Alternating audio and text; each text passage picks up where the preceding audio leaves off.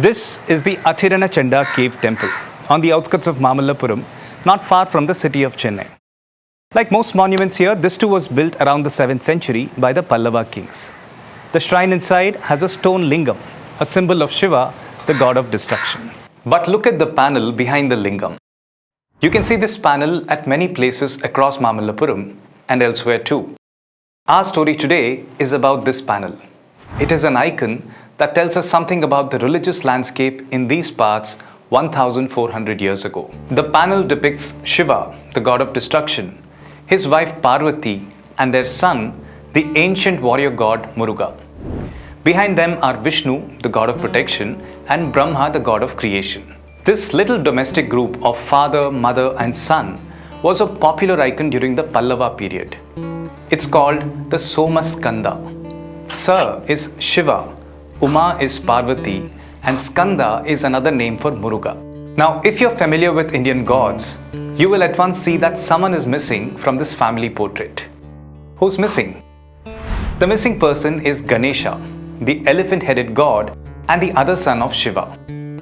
So why is he missing? Archaeologists believe that at the time the sculpture was made, Ganesha was relatively unknown in these parts ruled by the Pallavas. Ganesha started appearing in Pallava temples only by the 6th or 7th century CE. What makes them so sure? Some historical evidence and some conjecture.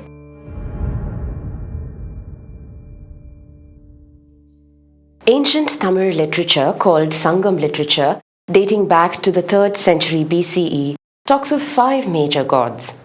There's Vishnu, god of the forests. Indra was god in the plains. Varuna oversaw the coastal regions, and Kotrave was queen of the dry lands. The most popular among them was Muruga, who reigned over the hills. Shiva, who we see here as the principal deity, was conspicuously absent.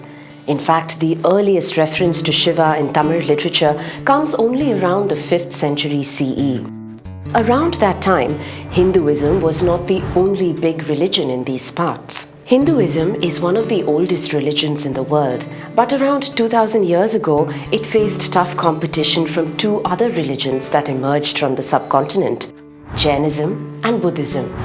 For the next few centuries, all 3 religions coexisted in many parts of India. Even when the Pallavas reached their peak in the 7th century, these 3 religions continued to coexist in these lands. A Chinese traveler named Xuan Song, who visited these parts in the 7th century, noted that he spotted as many Buddhist and Jain shrines as Hindu temples in the Pallava capital of Kanchipuram, not far from here. Back then, it wasn't uncommon for kings to switch allegiance from one religion to another. Around the 6th century CE, a Hindu resurgence movement called the Bhakti movement began in South India. Bhakti means devotion, and this movement emphasized unconditional devotion to God over arcane rituals. It attempted to simplify Hinduism for the masses and downplayed caste and social distinctions. At its peak between the 6th and 8th century CE, this movement was championed by 2 groups of saints from TamilNadu. One group called the Alvars consisted of 12 saints who wrote beautiful hymns praising Lord Vishnu. Another group, the Nayanmars, was a group of 63 saints who wrote prolific poems and literature in praise of Lord Shiva. These saints led such exemplary lives that they were held in high esteem and praised in literature.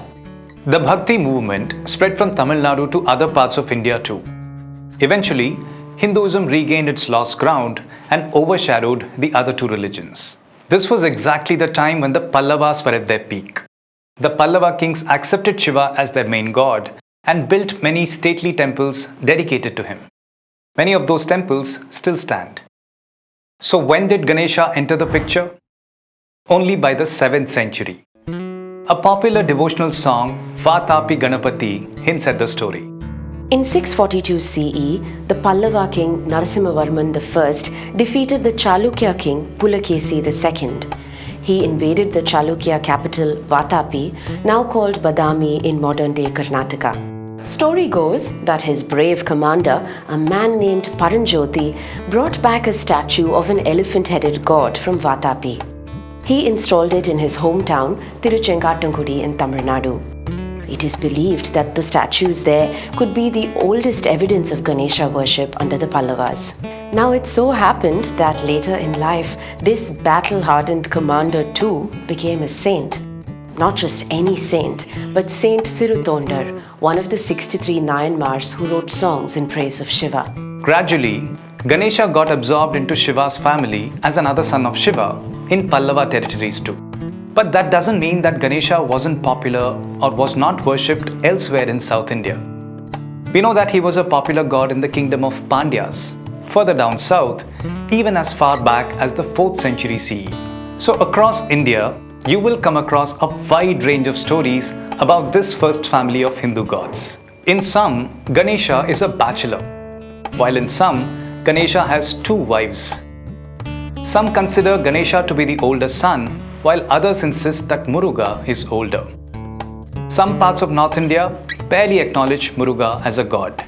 But down south and in parts of Southeast Asia, Muruga is often seen as a bigger god than Shiva himself.